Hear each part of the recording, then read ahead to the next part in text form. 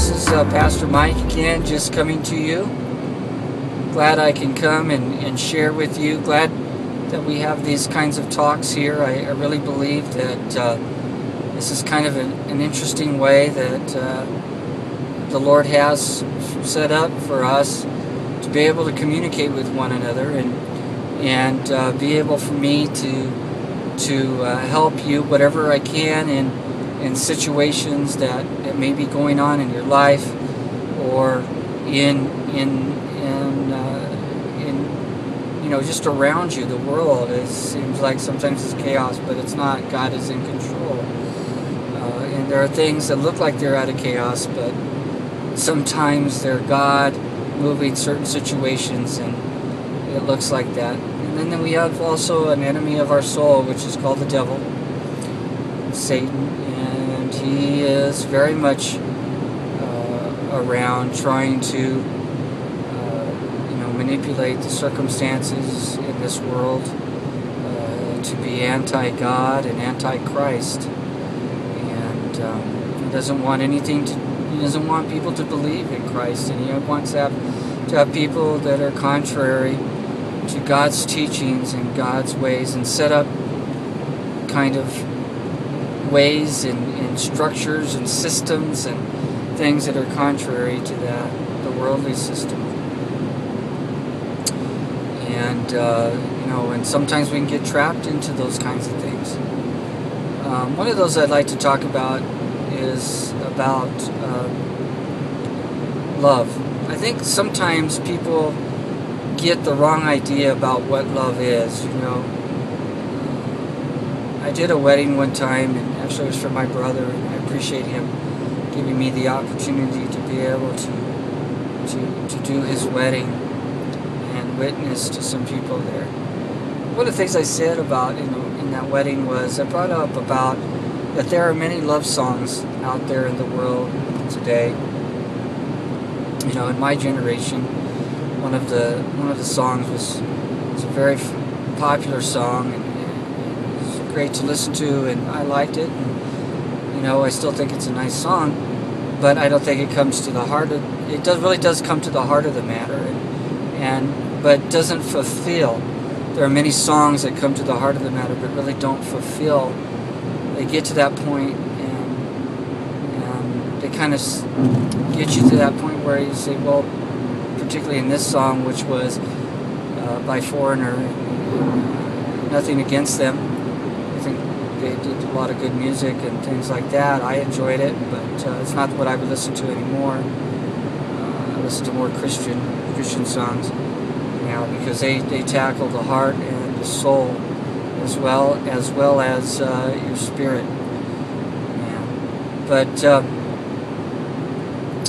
one of their songs called I Want to Know What Love Is a tremendous hit for them, but it spoke to that generation, and I still think it speaks to us even today about trying to really find out what love is. It says, I want to know what love is.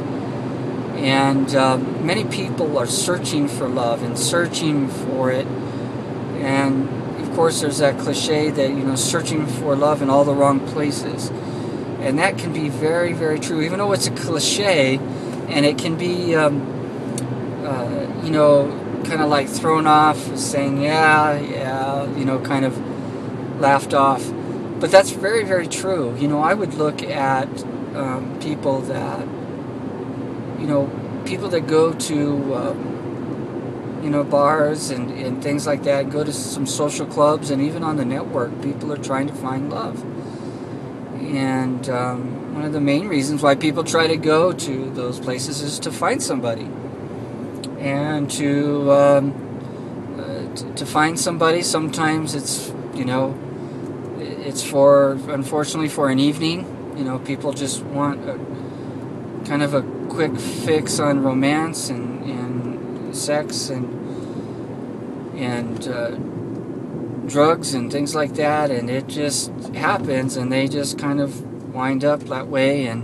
But I think it's also kind of premeditated in a sense, and they set themselves up for that sometimes, because they get themselves into some places that that are probably contrary to really trying to find true love.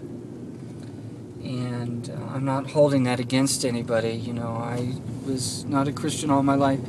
I was a Christian. Sorry, let me explain that. I was a Christian and I was born again when I was very small. Accepted Christ when I was very small.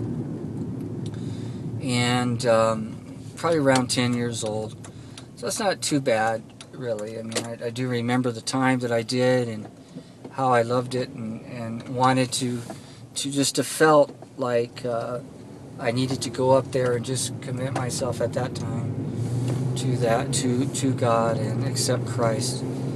Well, you know, things didn't always work out after that, you know, and I had separate parents, and my father at the time was a minister and has been a minister all his life, but my parents were divorced and lived with my mother.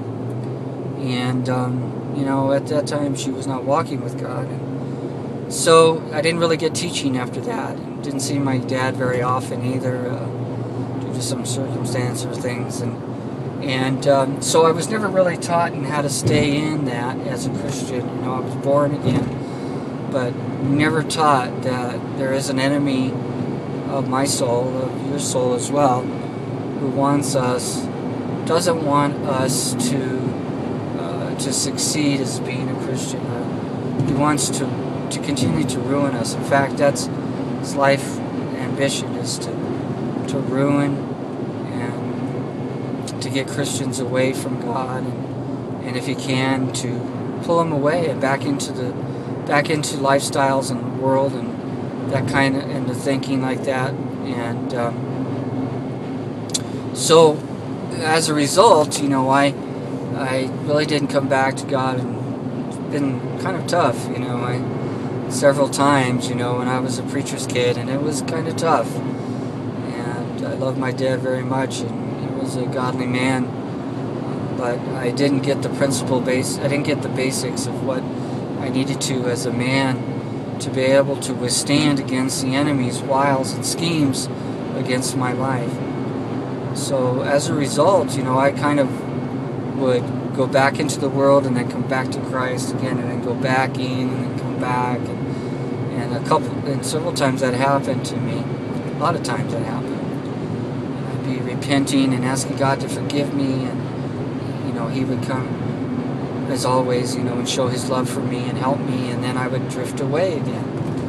You know, I would see something in the world that would take me away. And and I'm saying that because I believe that there are so many people like that, you know, and you know, I went into the same scenes that you guys did, you know, that you are maybe even in right now, you know. The falling away of going after other things besides God, and choosing wrong paths, and even wrong people to be in my life, you know, that was not the right thing. So, hold on.